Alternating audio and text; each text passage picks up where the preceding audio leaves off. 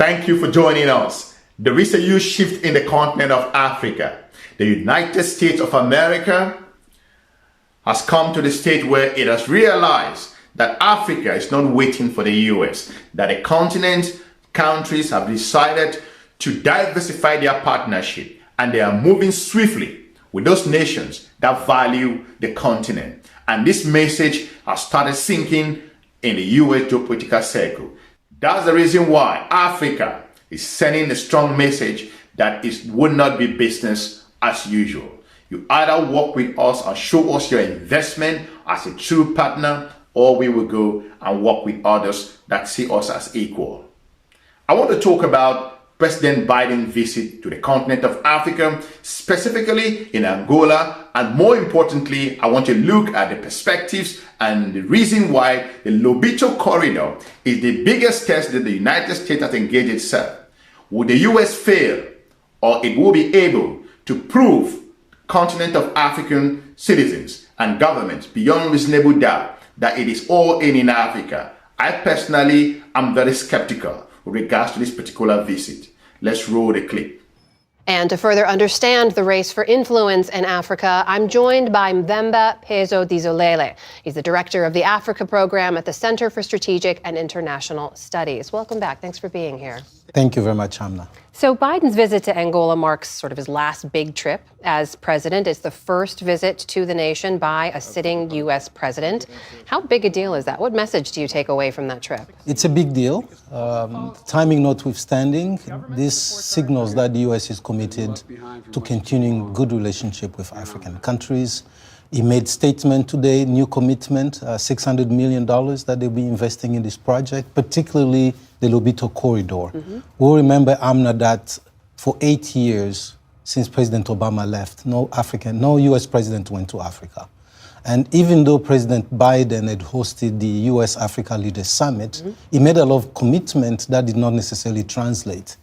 So people had been wondering if Africa still mattered. And the fact that he made the effort to go, even with 50 days before he steps down, that's very impressive, and people take it as such. These are very interesting times in the continent of Africa, as the continent continues to go through a huge transition in its geopolitical history.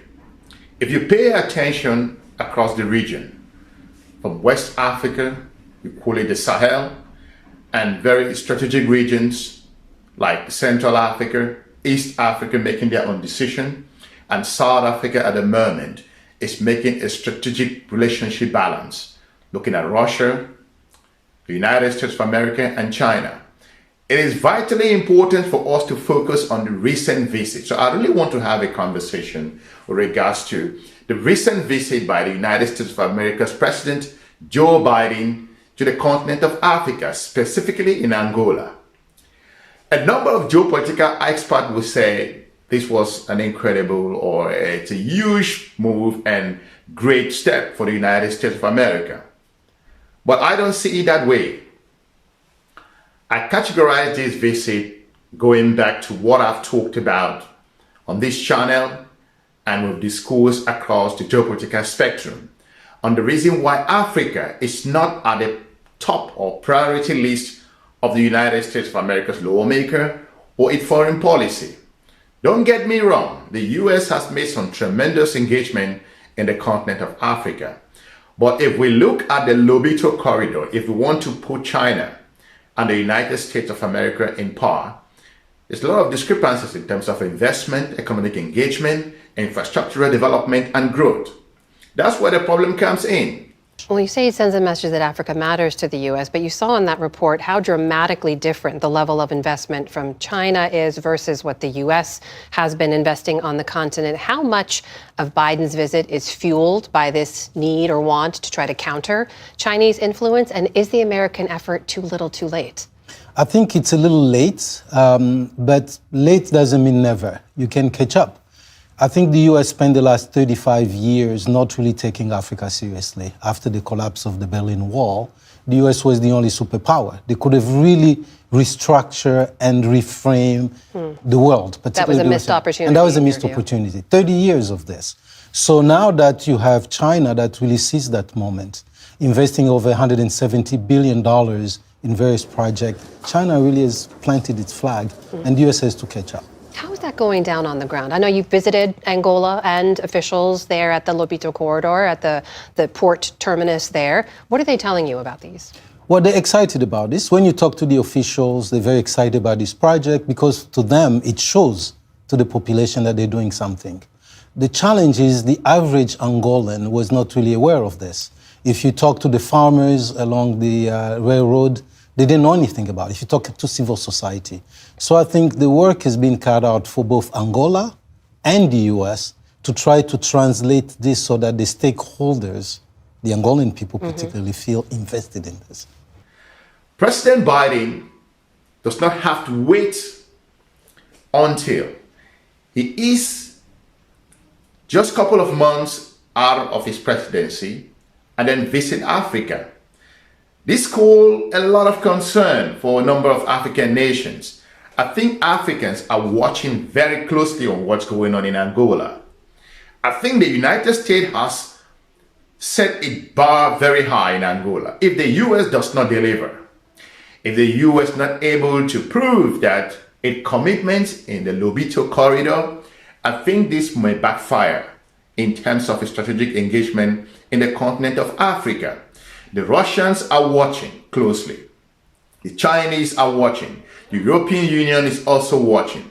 The Lobito Corridor, no doubt, is going to be a massive infrastructural development. But if you put that in comparison with what the Chinese have done in the continent of Africa, this is nowhere to be found. So it goes back to what I've talked about, that Africa, if not about counterterrorism, surveillance, some kind of bilateral engagement or influential shuttle diplomacy, the US will not pay that much attention. I think kudos to the Chinese and to the Russians to an extent for, again, making the United States to re-strategize itself in the region. The US foreign policy in the continent of Africa has been based on a reactionary approach. That's, for example, if we look at what happened in Ukraine, between Russia and Ukraine, the ongoing conflict, a number of African countries came under enormous pressure as a result of US's influence in that conflict. The Chinese focus on continuous investment. Look at the Standard Gauge Railway. Look at investment in Nigeria, in Uganda, in Rwanda. Call it all across the continent of Africa, in Southern Africa. Huge investment. Kenya, Ethiopia. Then I wonder where the United States have been all this while. Some experts will say that the US has engaged Africa in other areas. Absolutely true. The US, like the PEPFAR, they have other very important programs that they've engaged the continent of Africa.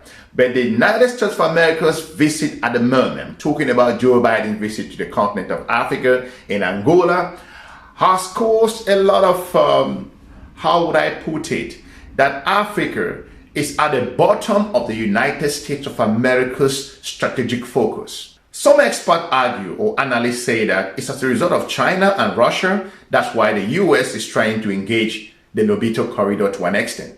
We know, of course, that this is critical when it comes to U.S. need for the minerals that we're talking about exporting from African nations to fuel the technology future the U.S. is trying to build. But we also know these nations are much more than just exporters of these minerals. You're talking about a continent that's home to 1.5 billion people. So to have superpowers competing to some degree for resources, for partnership and alliance, what does that mean for a country like Angola or Zambia or Kenya? So for Angola, it's about options and choices. You know, African countries on average welcome great power competition because it gives them a chance to choose who they want to deal with. And Angola is kind of the epitome of this. You find Russian, Chinese, Brazilian, everybody in Angola. However, I think the big challenge for the US will be, because the US sees China as an adversary and vice versa, they cannot, neither China nor the US can afford to do this thing without collaborating. China controls the mines. So if the US is going to evacuate these products out of Congo and Zambia, to this railroad, the Lobito Corridor. But if the Chinese control the mines, so the Chinese still have a leverage, they can block the mines and to push it towards the Indian Ocean, which is the traditional where they've been taking the resources as well. So you cannot avoid this collaboration. In fact, when I was in Angola, just a quick story, I was talking to the board of the Benguela Railroad, and they told me, recently we ordered 100 locomotives from China. I say, why just China, not America? They say, well, but we asked the Chinese to put GE engines in those locomotives. So that's already a prime example of collaboration. The GE engines couldn't get there without approval from the State Department or Department of Commerce. But make no mistake, the US has come out very clear that they have something to offer in Africa. The United States of America has made it clear that they do have this investment that will transform this particular corridor, looking at the Democratic Republic of the Congo, talking about Angola, Zambia. This is important, but let's focus on this aspect, because this Lobito corridor we are talking about, the Chinese as well are going to benefit. Some people say it's as a result of the minerals. That's why the United States is investing in the Lobito corridor. I don't know if that's true, but it calls for question, because the locals in this region, there was a number of protests. What was going on? Some experts are questioning if the local community is going to benefit from the Lobito corridor. And this investment remains to be seen. This has been announced for quite some time. And I'm really curious to see how this is going to play out. Because with the US's foreign policy in the continent of Africa, the US has gone through France a number of its strategic engagement in the region. But US's current engagement that has come as a result of not paying attention on the value and the importance of Africa in the global community, that has called for questions. Under President Biden, I think this is the second president to have visited Africa in the past 10 years. If we look at Barack Obama's visit to the continent of Africa, to Kenya at the time. But the question is, why has this taken so long? And why is it at the end of his presidency that he decides to go to the continent of Africa? It's never too late. It's better to be late than never. That's understanding. However, but the question again, is it as a result of the Chinese engagement in Africa that the United States is waking up at the moment, and the Russians' influence in West Africa, Sahel region? Or is this because the US has felt that it's losing influence in the region? It might be a combination of these. Well, as you know, these investments that President Biden is making now only really make a difference if they're continued by the next administration. The incoming president, President-elect Trump, has a very different worldview than the outgoing president, President Biden. Do you see those investments like this railway corridor being continued by the next administration? That's the question we're all asking. But we know a couple of things about President Trump. We know that he's keen on counteracting China. So this is an opportunity for him to do that. The challenge, as I said, it's not going to be easy because China is deeply involved in these countries. But then, two, the question that we ask also is, when President Trump chooses to counteract China, will he punish China or will he punish the Africans for partnering with China? So time will tell us what President Trump does, but we know that he definitely will take this seriously. But again, I think that the United States has come to a point where they learned a lesson during the vote at the United Nations, how African countries spoke pretty clear on where they stand on issues. If you look at the current freedom that a number of countries in the continent of Africa on the strategic front have gained in the past 4 years, looking at how the US has been kicked out from Niger and other countries in the region, you get to understand where this is going. And with the current shift in the geopolitical environment in the United States, with Donald Trump coming to power, I think nothing is going to change. African nations should engage their strategic partner with a grain of salt, especially the United States, because the US policymakers haven't seen Africa to be an engaging partner, a valuable partner, a more investable region around the world, and to take Africa seriously on its sovereignty. Let me talk about this. The notion that a number of African countries should come under huge pressure as a result of the Russia-Ukraine war, and the notion that African nations cannot make decisions on their own. I don't want to talk about Chad and Senegal. That's a video for another day. We will come to that in more details. The huge leap that African nations have made, not just from the United Nations questioning the veto powers for the continent of Africa. I'm talking about how France has lost tremendous influence in Africa, especially the countries of the Sahel. These nations have decided that the relationship and the partnership is not working. And Angola, for example, has good relationship with China. Angola, as a nation, has, under Joe Manuel Lorenzo, president, he has shifted his policy to an extent that of diversification, which is fine. And that gives them a number of options in the continent. It's important. But the question here is, can Angola truthfully come forward and talk about the benefits of the Lobito Corridor to its people, to the community, the Democratic Republic of the Congo, Zambia? Let Africa be clear. If the nations of Africa cannot talk about the specifics of where they stand on geopolitical engagement with their partners, then there is a problem. Joe Biden's visit, President Biden's visit to Angola, again, to me, I would consider that to be extremely late. It's better to be late than never. That's fine. But it goes back to what I've been saying, that the U.S. strategic focus in the continent has been based on shuttle diplomacy. U.S.'s investment has been on the private sectors. But Africans need a clear and visible infrastructural development growth. Africans are more focused on making sure that they can see the physical infrastructure investment that move the needle. This visit hasn't moved the needle from my own perspective. Others will categorize it in a different way, but I think that the US should go back to the drawing board. The Lobito Corridor has set the bar high. If the United States cannot deliver on this project, considering that the new administration coming to power, Donald Trump, Africans should not expect a lot from Donald Trump. That's pretty clear. If the United States cannot, again, I'm emphasizing this because I've been in this space for quite some time.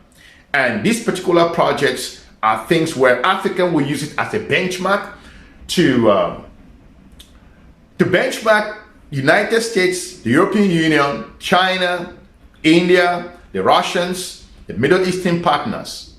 It is important for us to have a clear picture. The Lobito Corridor is a huge test for the United States, and I still and will continue to fail until I see the completion of the project, the handing over, the transition. Then I begin to understand if the United States is very serious in engaging Africa. The visit to the port in Angola, Zambia, or the conversation with the regional leaders, that's okay. It opens the floodgates for the United States of America to also be put at the same level in terms of investment. I'm not talking about because the Chinese have made incredible investment in Africa. You like it or take it, China is far ahead in terms of investment, billions of US dollars. The Chinese have demonstrated that they are a partner to engage with. I hope that Lobito Corridor will deliver to the Angolan people, to the DRC individuals, and also to the Zambians. I hope that Lobito Corridor will be one of those projects that the United States can say to the continent of Africa that we told you that we are coming and we really mean business. Joe Biden has used this statement and other United States of America's officials that America is all in Africa. Let's wait what the Lobito Corridor can prove. If the US cannot deliver in the Lobito Corridor, this will be devastating for the US foreign policy in the continent of Africa, and that could shift the engagement in the region. We want to thank you for watching. Let us know what you think in regards to President Joe Biden's visit to the continent of Africa, specifically around the countries of Angola, and more importantly on the engagement he had with those leaders. If this is what you think that Africa needs at this particular time. Again, it's better late than never. Thank you for watching. We are looking forward to having another conversation in regards to how France's despicable engagement in Chad and Senegal has cost France geopolitically in the region. Thank you for watching. I'm looking forward to meeting you soon in our next episode. Have a good day. Bye-bye.